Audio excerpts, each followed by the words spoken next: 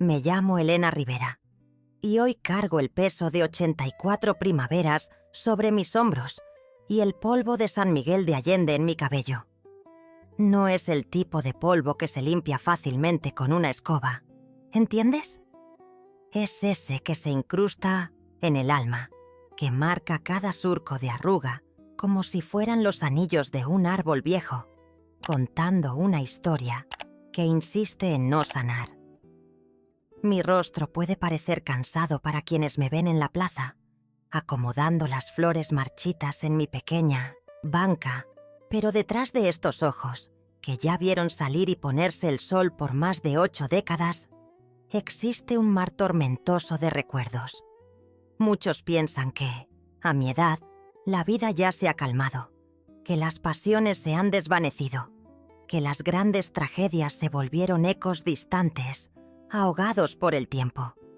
Ah, pero cómo se equivocan. Para mí, cada amanecer aún trae la sombra de un pasado que se niega a ser solo pasado. Es como si el reloj se hubiera detenido en un instante específico, un momento en que la risa se cayó y la melodía de la vida se volvió un lamento constante. Es curioso cómo la memoria puede ser a la vez una bendición y una maldición. Te permite revivir los días soleados, las risas descontroladas, el aroma del pan fresco en el horno de la abuela, pero también te arrastra de vuelta al epicentro del dolor, al momento exacto en que el mundo, tal como yo lo conocía, se derrumbó. Y créeme, mi mundo no solo se derrumbó, fue pulverizado en 1000 pedazos, uno por uno, con una crueldad que solo el destino, o quizá la maldad humana, puede orquestar. La gente me ve sentada en mi terraza, tejiendo trapos de cocina con dibujos de nopales y suculentas, o rezando el rosario en la capilla, y piensa que soy solo una viejita inofensiva, con historias de tiempos pasados y consejos sobre cómo preparar el mejor mole poblano. Pocos saben que, bajo esa aparente tranquilidad, hierve una tormenta, una historia que empezó con un amor, se transformó en una red de ilusiones y culminó en una pérdida que hasta hoy, tantos años después, me quita el aliento. El olor a pólvora todavía está en el aire y el sabor amargo de la traición aún me impregna la lengua. No soy historiadora ni poeta.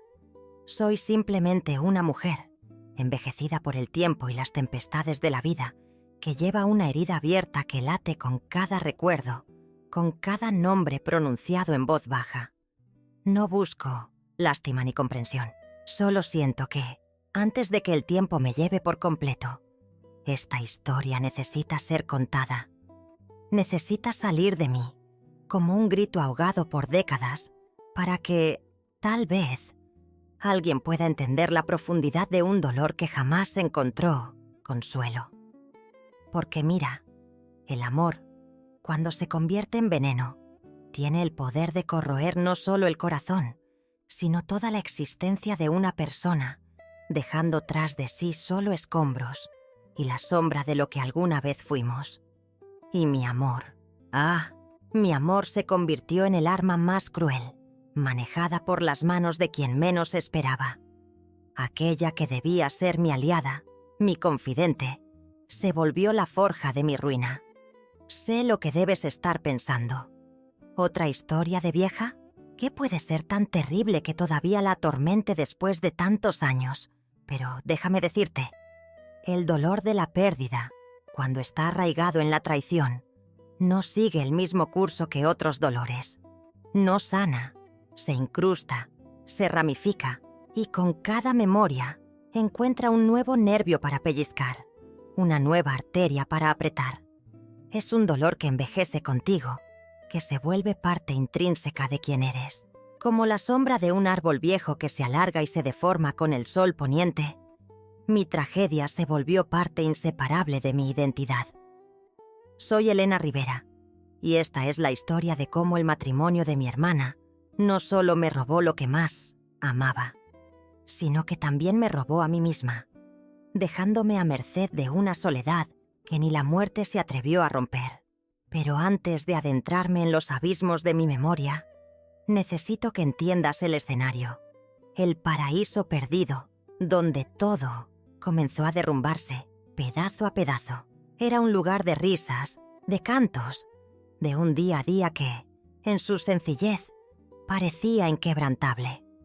Quiero que visualices ese lugar, que sientas el aroma, que escuches los sonidos, y entonces, solo entonces, podrás comprender la verdadera dimensión de lo que me fue robado.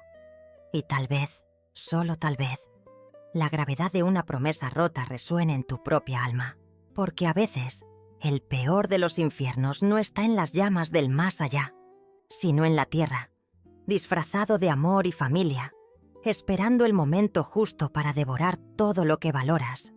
Lo que me quedó fue solo la ceniza de un fuego que aún arde en mi pecho, y la pregunta que resuena en cada latido de mi corazón: ¿cómo pude ser tan ciega? Y más importante, ¿cómo pude sobrevivir a esto? Los años anteriores se extienden en mi memoria como un campo de maguey bajo el sol, abrasador, verde y lleno de vida, antes de que las sombras de la sequía comenzaran a avanzar. En esa época, la vida en San Miguel no solo se vivía, se saboreaba. No vivíamos en las grandes casas señoriales del centro, sino en una pequeña morada de adobe, un poco apartada del bullicio, en esas calles empedradas que subían y bajaban como la espalda de un burro cansado. La casa era sencilla, sí, pero era un universo en sí misma. Las paredes tenían un tono terroso, casi naranja quemado, que parecía absorber la luz del día y liberar un calor acogedor en la noche. Mi padre, Manuel, un hombre de pocas palabras y manos callosas por tanto trabajar en el campo, había construido un pequeño patio interior, un oasis particular. No era grande, tal vez unos 10 pasos de ancho por 15 de largo, pero ahí, mi madre, Sofía, cultivaba un jardín que era un espectáculo para la vista y un bálsamo para el alma. Había bugambilias en tonos vibrantes de magenta y naranja, que trepaban por las paredes, abrazando la casa como un amante apasionado. Su aroma, dulce y un poco picante, se mezclaba con el olor terroso de las petunias y el perfume inconfundible de las flores de dama de noche que florecían al caer la tarde, llenando la brisa con una dulzura casi embriagante. Recuerdo sentarme ahí, al final de la tarde, con el sol pintando el cielo de tonos rojizos y dorados, el cuerpo aún caliente por el trabajo, y simplemente respirar. Inspiraba profundo, y era como si cada célula de mi cuerpo se reabasteciera con la pureza de ese aire, cargado de los aromas de la tierra mojada por el riego y de la dulzura de las flores. Dentro de la casa, la vida tenía su propio ritmo, marcado por el sol y los olores. El olor a tortillas recién hechas flotaba en el aire desde el amanecer, mezclándose con el aroma fuerte del café colado, que mi padre insistía en preparar bien oscuro, para despertar hasta a los muertos.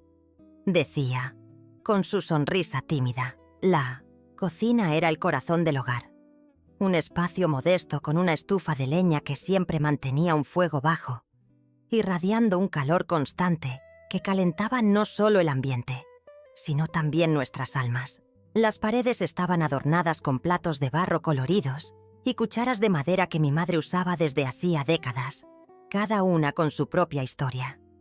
Ahí eran las conversaciones más profundas, donde las risas resonaban y las preocupaciones se compartían, siempre acompañadas de un atole dulce o un espeso chocolate caliente. Mi rutina era sencilla, pero llena de propósito. Me despertaba con el canto de los gallos y el bullicio de la cocina. Después de ayudar a mi madre con el desayuno, iba al pequeño mercado local, con la canasta de palma en el brazo, sintiendo la fresca brisa de la mañana acariciar mi rostro. Los sonidos de la calle eran una melodía familiar. El chirrido de las ruedas de los carretones, el trino de los pájaros en los techos de teja, los gritos de los vendedores anunciando sus productos frescos, jitomates maduros, naranjas dulces. Cada paso, cada rostro conocido, cada «Buenos días, Elena». Era un hilo que tejía el tapiz de mi existencia. Por la tarde solía reunirme con las otras mujeres del barrio para bordar o tejer a la sombra fresca de un portal. Los hilos de algodón, ásperos y teñidos con colores vibrantes, deslizaban entre mis dedos, transformándose en dibujos complejos. Mientras mis manos trabajaban, nuestros labios no se detenían. Hablábamos de todo y de nada.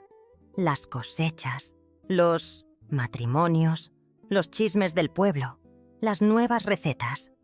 El murmullo de las voces se mezclaba con el zumbido de las abejas y el ruido lejano de un burro rebuznando, creando una sinfonía de vida rural. La textura de la tela en mis manos, a veces suave, a veces un poco más áspera. Era un recuerdo constante de la sencillez y la belleza de la vida manual. Las noches eran para la familia.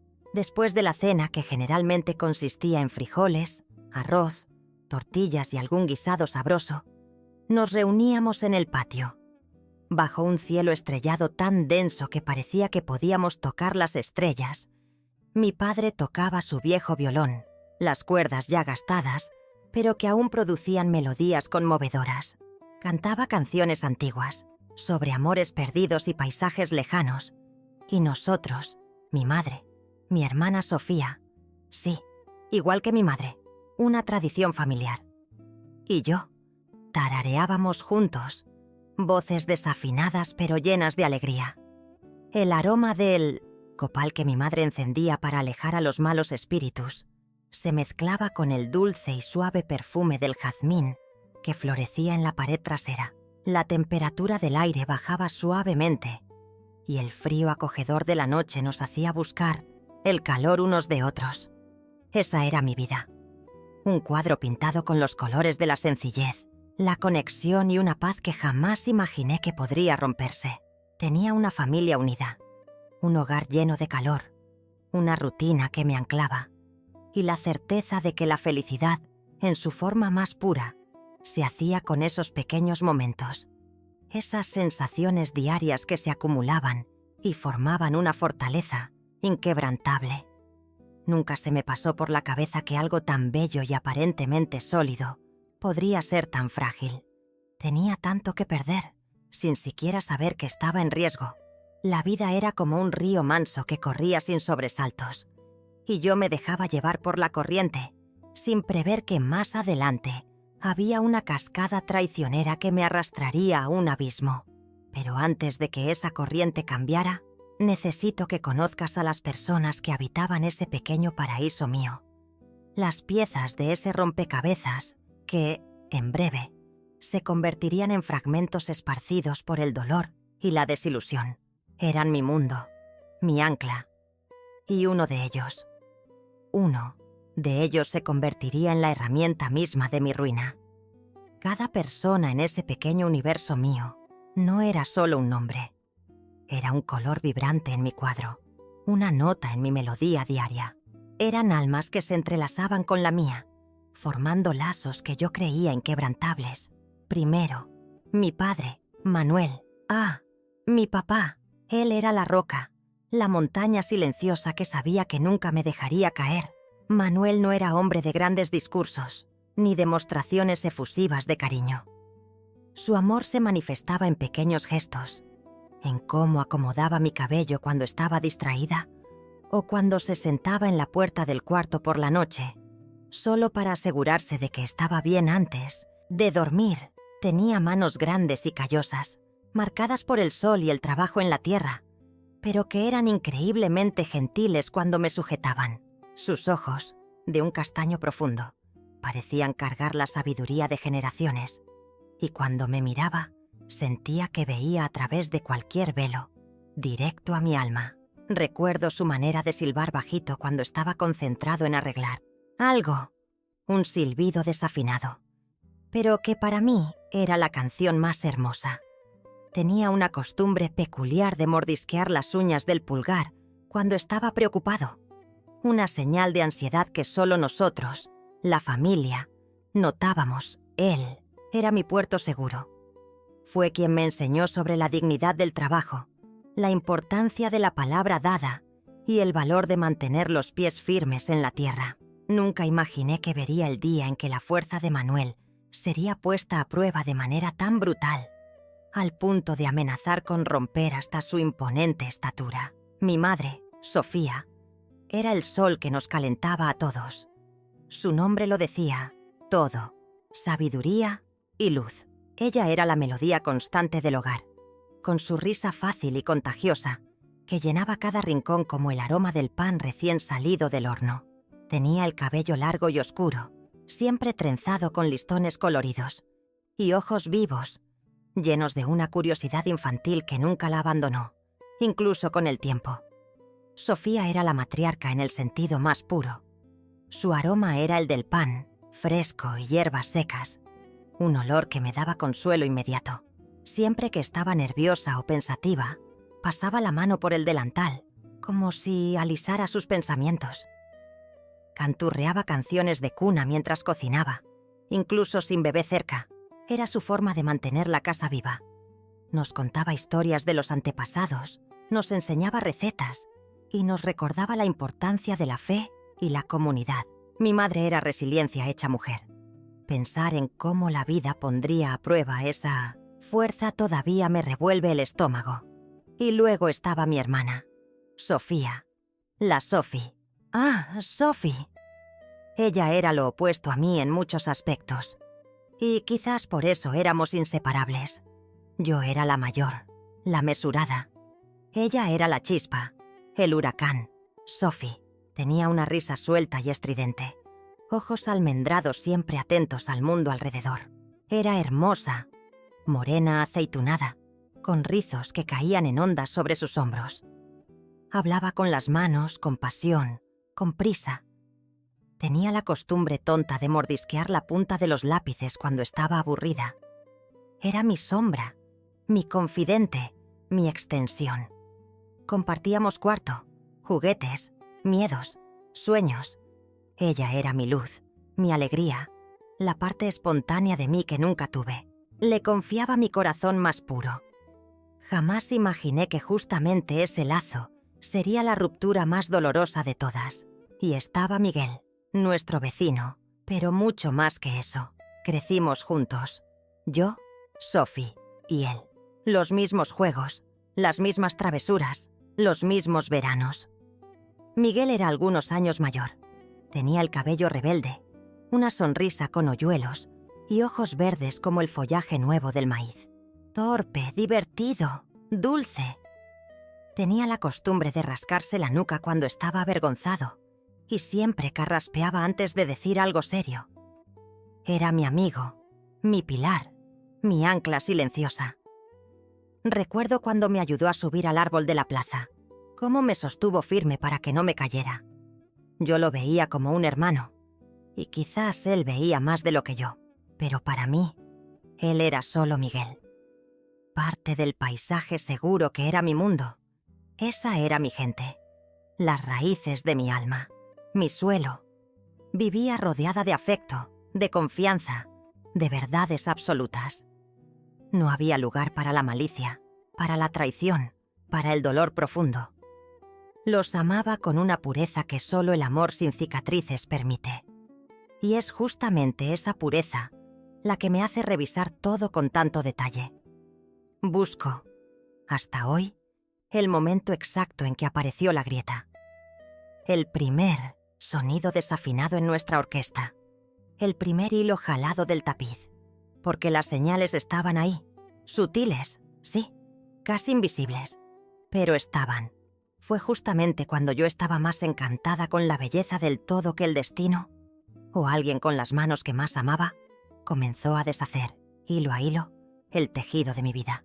La primera bandera roja. Ah, cómo hubiera querido haberla visto. Pero el amor ciego es la más cruel de las trampas. Es extraño cómo la vida nos presenta las primeras señales de una tormenta inminente. Pequeños susurros, casi imperceptibles que uno ignora en la bonanza, confiando en que el sol nunca se pondrá. Yo los llamo banderas rojas, pero en ese tiempo, para mí, eran solo desajustes menores. ruidos de fondo en la melodía que tanto amaba. El primero de esos ruidos llegó en un día de fiesta. Uno de esos días en que San Miguel de Allende se vestía de color, música y promesas. Era el día de San Miguel Arcángel, patrón de la ciudad. La plaza bullía de gente, las campanas repicaban y el dulce olor de churros y esquites danzaba en el aire, junto al sonido de tambores y las risas de los niños con el rostro pintado. Nuestra familia estaba junta, como siempre. Mi padre, Manuel, observaba la multitud con esa sonrisa contenida y orgullosa. Mi madre, Sofía, brillaba con su alegría natural, platicando con las vecinas, esparciendo su risa fácil como si fuera bendición. Mi hermana Sophie y yo ayudábamos a servir los platos en el puesto que montamos frente a la iglesia. Sophie era, como siempre, el centro de atención. Su belleza, su energía, su ligereza. Todas las miradas se volvían hacia ella. Los muchachos del pueblo la rodeaban con flores, bromas y promesas. Y ella, con su encanto innato, respondía con risas y miradas brillantes. Y yo, en mi inocencia, sentía solo orgullo. Ella era la estrella, yo su compañera de escena. Miguel, nuestro vecino y amigo de la infancia, también estaba cerca. Ayudaba con el puesto, cargaba cajas, acomodaba manteles, ofrecía platos. Discreto, pero siempre presente. Miguel nunca fue de hacer ruido. Él era hecho de presencia, no de palabras. Fue entonces cuando lo noté. Mientras los chicos intentaban ganar la atención de Sophie con gestos ostentosos, Miguel estaba ahí, no intentando brillar, no intentando competir, solo estando. Pero había algo diferente ese día, algo sutil. Sophie reía con un chico nuevo, alto, moreno, con sonrisa confiada y sombrero ancho, recién llegado de una ciudad cercana. Había un encantamiento ahí, una novedad que brillaba en los ojos de mi hermana. Y a un lado, Miguel, con una caja de churros en las manos, parado. Sus ojos estaban fijos en Sophie. Y lo que vi en ellos no fue celos, fue silencio. Fue dolor contenido, una sombra cruzó su rostro, una expresión que duró menos que un suspiro, pero que me marcó. Soltó la caja con un leve golpe. Casi nadie lo notó, pero yo sí. Caminó hasta la fuente de la plaza y se echó agua en el rostro. Un gesto simple, pero demasiado brusco para justificarse solo por el calor. Fui tras él. ¿Estás bien, Miguel? ¿Hace mucho sol? Pregunté. Se secó el rostro con la manga de la camisa. Sus ojos encontraron los míos y había en ellos una profundidad que no supe descifrar. Sí, Elena, respondió con voz ronca. Solo calor. Tengo que ayudar a tu papá con las mesas. Y se fue, rápido, casi huyendo. En ese momento no pensé mucho. Quizá estaba cansado, pensé. Quizá había comido algo que le cayó mal. Mi mente juvenil no hacía conexiones. En ese tiempo todavía creía que la felicidad era sólida, inquebrantable, inmortal. Hoy, al revisar esa escena, entiendo. Esa sombra en los ojos de Miguel no era cansancio. Era la primera advertencia. Era la primera grieta en el muro de nuestra inocencia. Sophie, ajena a todo, seguía riendo. Y yo, la hermana mayor, la observadora silenciosa, no vi. No quise ver. Porque la alegría es un velo que ciega. Y la vida, antes de la tragedia, es una neblina tibia que impide ver los abismos adelante. Miguel vio o sintió un presagio tal vez, y en esa expresión tan breve como un relámpago, llevaba el peso de un futuro que solo mucho después entendería. Ese gesto simple, un hombre echándose agua en la cara, fue el inicio del fin. Una pieza suelta en el rompecabezas, una nota disonante en nuestra canción familiar. El primer eco de un grito silencioso, y el destino, cruel y paciente, ya se movía. porque, sin que yo lo supiera, el hombre que voltearía todo al revés ya se acercaba. Y lo que vino después sellaría el destino de todos nosotros. Si me pidieran señalar el día exacto en que mi mundo se derrumbó, no dudaría. No fue un proceso gradual. Fue un corte preciso, un golpe certero que rasgó el tejido de nuestra existencia. Ese día, 12 de julio, era un día doble de fiesta para nosotros. Era el cumpleaños de Miguel, nuestro amigo de infancia, y también el día en que había sido aceptado para trabajar en la panadería de su tío, en la ciudad grande. Una señal de que sus sueños de un futuro mejor estaban realizándose. Mi madre había preparado un pastel de 3 leches con canela, su favorito, y la casa estaba llena de una alegría contenida. La alegría de ver a alguien que amamos emprender vuelo. Había un murmullo de voces, el aroma de levadura y azúcar en el aire, y la promesa de un futuro brillante para Miguel Prosofi estaba especialmente animada. Había hecho un bordado de regalo para él, un dibujo de un cactus en flor, algo que sabía que él guardaría con cariño. Ella reía, sus ojos brillaban, y la inocencia que tenía ese día me duele en el alma recordar. Miguel, Sophie, yo y algunos otros amigos estábamos sentados en el patio, bajo la sombra de la bugambilia, mientras el sol de la tarde empezaba a ponerse. Mi papá estaba al frente de la casa, arreglando unas macetas, y mi mamá, en la cocina, preparando la cena. La vida parecía perfecta, congelada en un momento de pura felicidad. Fue entonces cuando las campanas de la iglesia comenzaron a sonar, pero no era el toque alegre de las misas o de las fiestas. Era un toque urgente, desesperado, un llamado que anunciaba calamidad. Ese repique frenético, sombrío, que hiela la sangre en las venas, solo se usa en 2 ocasiones: incendios incontrolables o muertes súbitas y trágicas. Mi corazón dio un salto en el pecho. Mi papá dejó lo que estaba haciendo y corrió hacia la calle. Mi mamá, con las manos llenas de harina, salió a la puerta de la cocina, con el rostro pálido. Miguel fue el primero en levantarse. «Algo está mal», dijo, con la voz tensa, sus ojos verdes fijos hacia la iglesia. Empezó a correr, y nosotros lo seguimos, impulsados por el miedo. Las calles, antes llenas de risas y conversaciones, ahora estaban tomadas por un silencio aterrador, roto solo por el toque incesante de las campanas y el sonido apagado de nuestros pasos apresurados. La gente comenzaba a salir de sus casas, con rostros marcados por la misma preocupación. Llegamos a la plaza. Ya se amontonaba una multitud frente a la iglesia, y pude ver las siluetas de los sacerdotes, con rostros graves, y las hermanas de la caridad, algunas con pañuelos en la boca, tratando de contener sollozos. El aire estaba pesado, cargado de una energía de desesperación. Y entonces lo vi. No fue un grito lo que me avisó, ni un aviso de alguien. Fue la imagen. En el centro de la plaza, sobre el empedrado, cubierto con una sábana blanca que ya empezaba a mancharse, yacía un cuerpo. Y al lado, arrodillada, estaba una mujer que conocía bien, la señora Dolores, la costurera del pueblo. Ella no lloraba, aullaba, un sonido primitivo, animal, que venía del fondo de su alma y que aún hoy resuena en mis oídos. En sus manos, apretado contra el pecho, había un pañuelo familiar.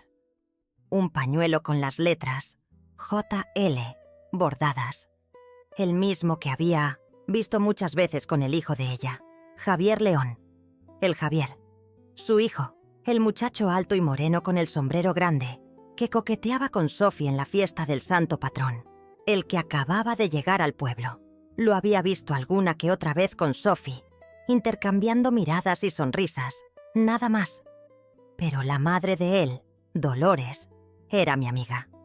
Y Javier era un buen muchacho, trabajador, con un futuro prometedor. Poco a poco, la historia se esparció como un incendio. Javier, que trabajaba en la construcción de una nueva parte del acueducto, Había sufrido un accidente terrible. Una de las estructuras de madera cedió y él recibió un golpe en la cabeza. La muerte fue instantánea. La comunidad estaba impactada.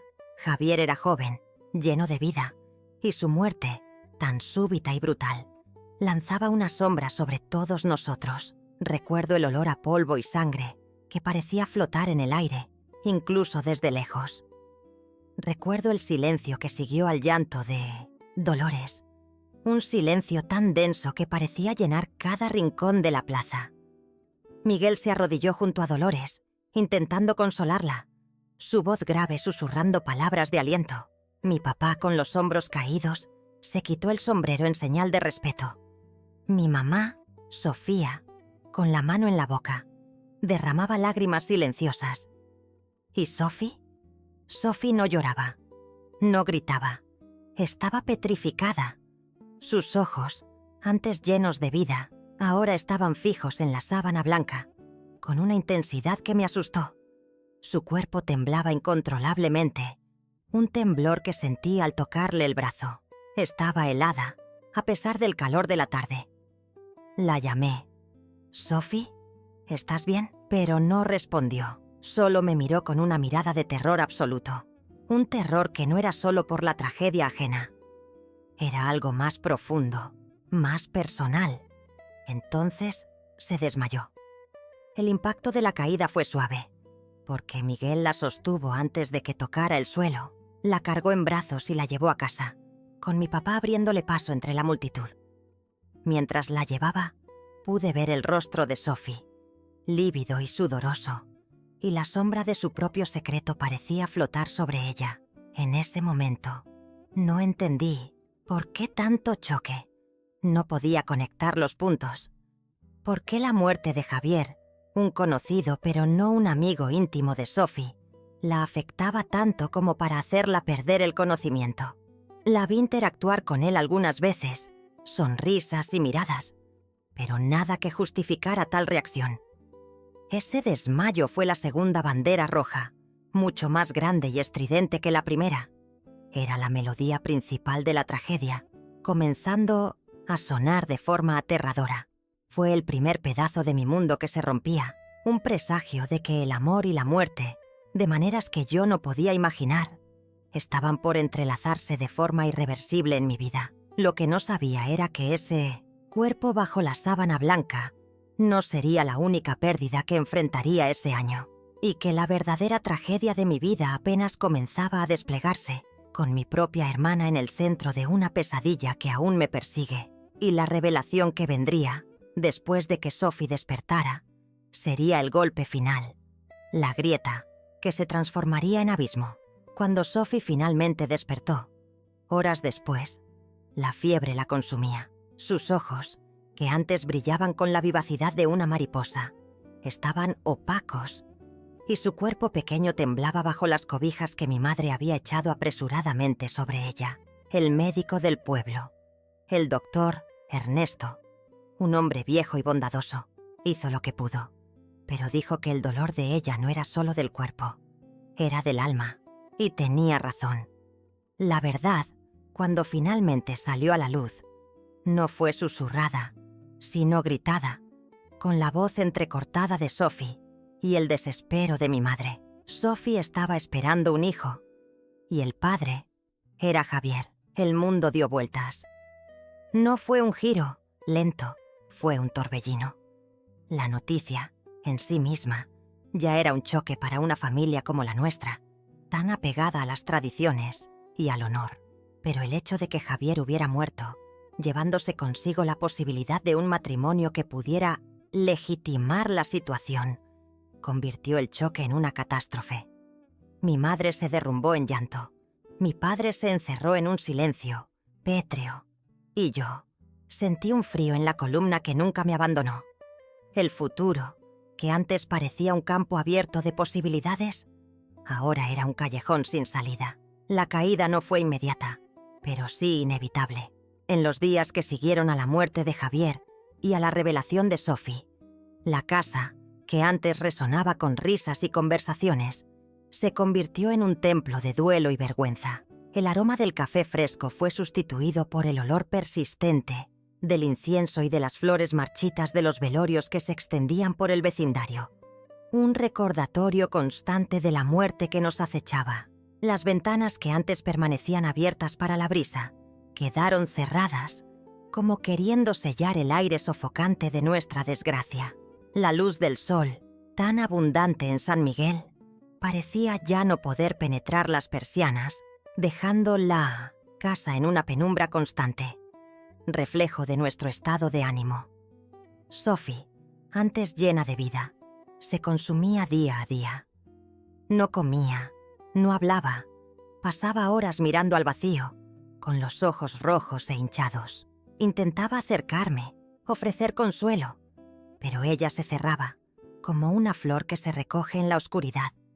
La veía decaer y la impotencia me corroía. Las noches eran las peores. La escuchaba sollozar bajito en la cama de al lado, un sonido que me atravesaba el alma y no podía hacer nada. El silencio de la casa, que antes era paz, ahora era un silencio pesado, opresivo, lleno de acusaciones no dichas. Mi propia reacción fue una mezcla de rabia, miedo y una tristeza tan profunda que parecía absorber todo color del mundo. Me sentía traicionada, no por Sophie, sino por el destino. ¿Cómo podía algo tan cruel suceder a mi familia? La vergüenza del pueblo, las miradas de lástima y juicio, todo eso me golpeaba como piedras. Empecé a aislarme.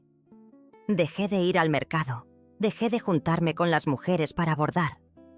Donde antes había charla y risas, ahora solo había un silencio ensordecedor en mi mente, un eco constante de la tragedia. Mi ropa, antes colorida y bien cuidada, ahora era oscura y arrugada. Ya no me importaba. El espejo se volvió enemigo. Me miraba y veía a una extraña. Ojos hundidos, piel pálida, una expresión vacía que no reconocía.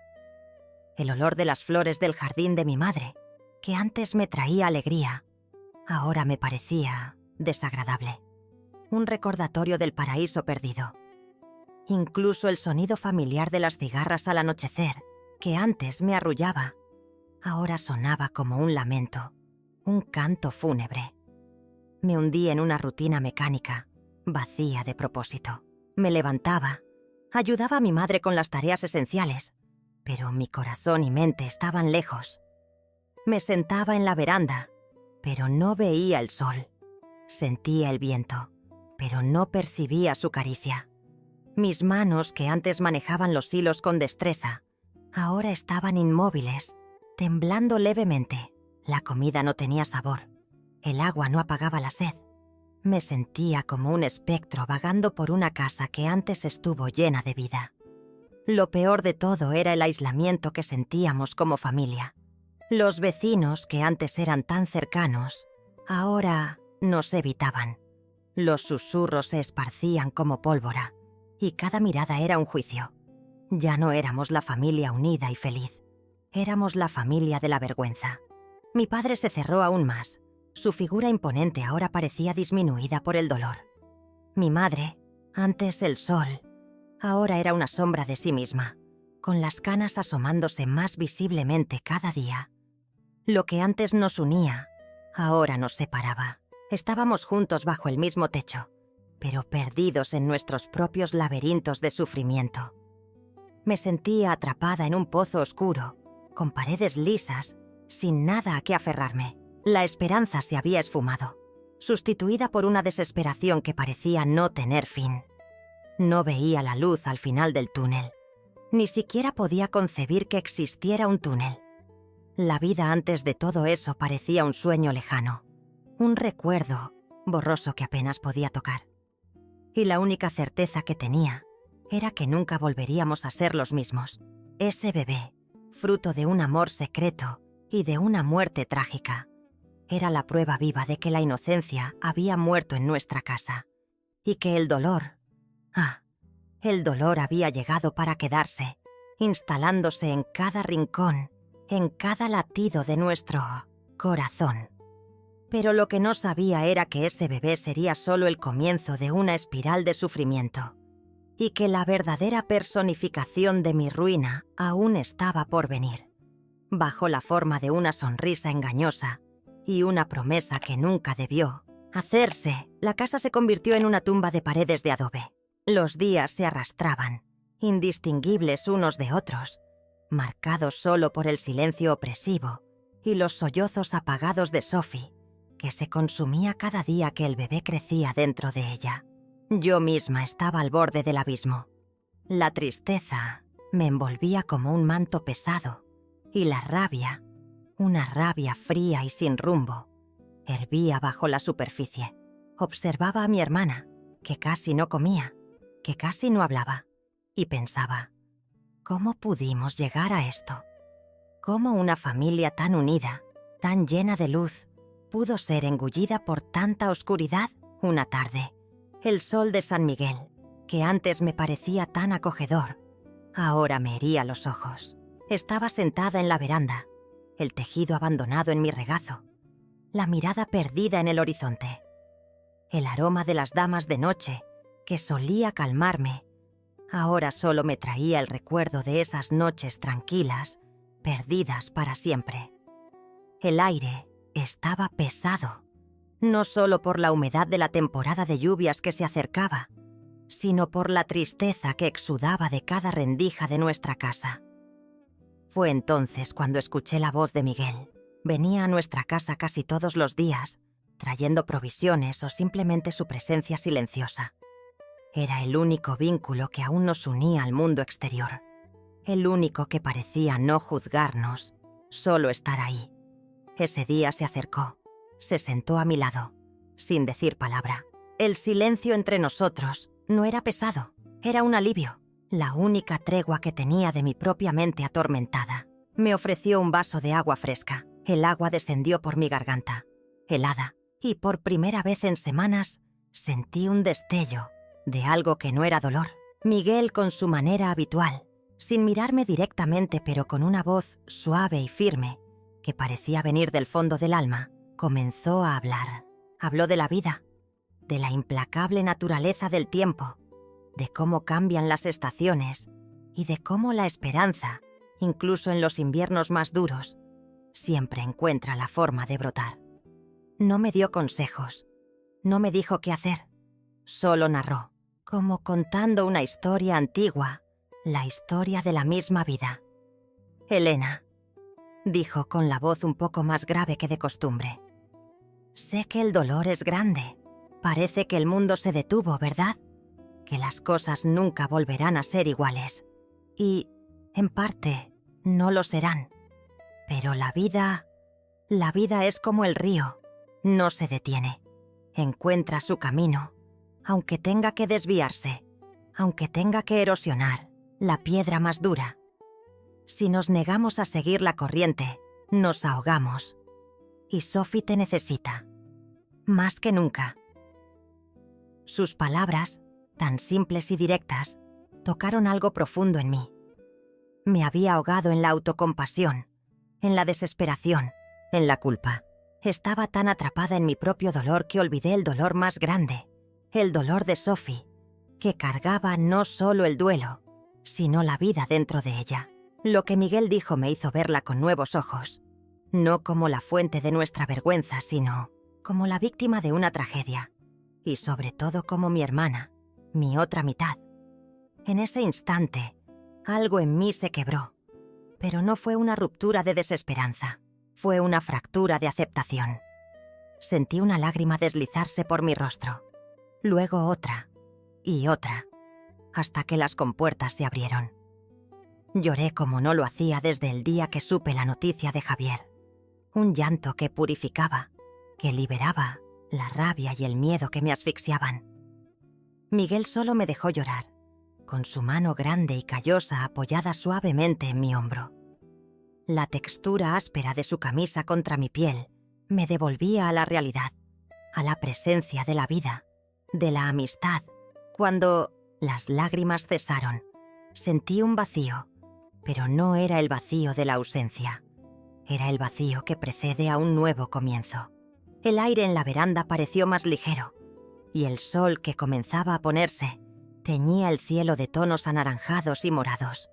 Un espectáculo de belleza que había ignorado por tanto tiempo. El aroma de las damas de noche, sí, todavía estaba ahí, pero ahora parecía invitarme a respirar, a sentir la vida de nuevo. Me levanté, caminé hacia el cuarto de Sophie. Ella dormía, el rostro hinchado, el cabello esparcido sobre la almohada. Me senté a su lado y por primera vez la miré, no con pena, ni con rabia, sino con amor incondicional. Pasé la mano por su cabello y sentí la textura sedosa de sus mechones, tan familiares. En ese momento supe que no importaba lo que dijeran los vecinos, ni la vergüenza. Sophie era mi hermana, y ese bebé era nuestro. Él necesitaba de nosotras, de nuestro amor, de nuestra protección.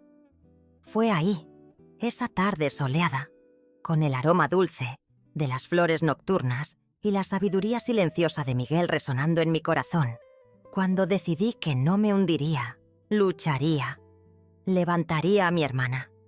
Enfrentaríamos lo que viniera, juntas. La vida nos había arrancado un pedazo, pero no permitiría que nos destruyera por completo.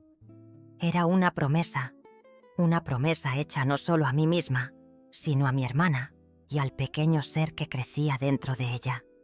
Porque, incluso en medio de la mayor oscuridad, la luz de la esperanza, cuando se alimenta con valentía y amor, siempre encuentra una forma de brillar. Y yo, Elena, que me sentía muerta por dentro, elegí vivir, elegí luchar. Elegí ser el ancla, la roca que mi padre había sido para mí. Y esa decisión, aunque dolorosa, fue el primer paso para nuestro renacer. Poco sabía que ese camino nos llevaría a un nuevo tipo de dolor. Uno que pondría a prueba los límites de mi compromiso y mi capacidad de perdón. La historia de Sophie y del bebé era solo el prefacio de mi propia tragedia, que aún estaba por desarrollarse, con un protagonista inesperado y un final que jamás podría prever. La vida, hija mía, no es un río tranquilo que siempre corre hacia el mismo mar. A veces es un océano revuelto, con tormentas que te voltean al revés, olas que te arrastran al fondo y corrientes traicioneras que te llevan lejos de todo lo que conoces y amas. Yo, Elena Rivera, que un día pensé tener la vida planeada como un bordado perfecto, aprendí esto de la forma más dura. Las pérdidas, las traiciones, las heridas abiertas no desaparecen. No te engañes pensando que el tiempo cura todo. El tiempo solo nos enseña a convivir con el dolor, a transformarlo en parte de nosotros, como una cicatriz. Una cicatriz en el cuerpo puedes esconderla con la ropa, pero la del corazón, esa la llevas visible para ti misma. Un mapa de las batallas que enfrentaste. Puede que ya no sangre, pero duele al tacto, y con cada recuerdo late recordándote la herida original. Perdí la inocencia de mi juventud, la alegría despreocupada, la confianza ciega. Perdí un pedazo de mi familia, de mi hermana, de mi propia alma. Y la pérdida más cruel de todas fue la de Miguel. Un amor que jamás tuve la oportunidad de vivir plenamente y que me fue robado por la misma mano que debía protegerme. Pero mira bien, el amor, ese sentimiento tan poderoso, también me dio la fuerza para soportar lo insoportable. Fue por amor a Sophie, y después, por amor a su hijo, mi sobrino, que no desistí. Fue la llama del amor la que me impidió ahogarme en el abismo de tristeza y rabia. Aprendí que perdonar no es olvidar, no es absolución total. El perdón es, muchas veces, una liberación para uno mismo. Es permitirse seguir adelante, aunque la injusticia persista, aunque el dolor siga ahí. Es entender que la persona amada que te hirió también es un ser humano complejo, falible, capaz de errores terribles. No perdonar es cargar un peso que no te pertenece, un veneno que solo te consume. No digo que haya perdonado completamente. Algunas heridas son demasiado profundas, pero elegí no quedarme atada al odio, porque ese sí me habría destruido por completo. La vida, hija mía, te lleva, te quita, te hiere. Pero lo que amamos de verdad, lo que está arraigado en el alma, lo que se construye con afecto y sacrificio, eso nunca muere. Las personas pueden irse, los lugares pueden cambiar, las circunstancias pueden arrastrarte a donde nunca imaginaste, pero el amor que diste, la verdad que viviste y las lecciones que el dolor te enseñó, esos son los tesoros que nadie puede robarte. Se convierten en tu fuerza, tu sabiduría, tu esencia. Hoy, sentada aquí en esta veranda, con el polvo de San Miguel de Allende en mi cabello blanco, veo el sol ponerse y siento la brisa de la noche. Las damas de noche florecen y el aroma me trae no solo el recuerdo del dolor, sino también la resiliencia. Sobreviví, me levanté y mi historia, esta historia que llevo como un tatuaje en el alma, me transformó, me hizo más fuerte, más sabia, más comprensiva. Entonces presta atención, hija mía, a la voz de los mayores.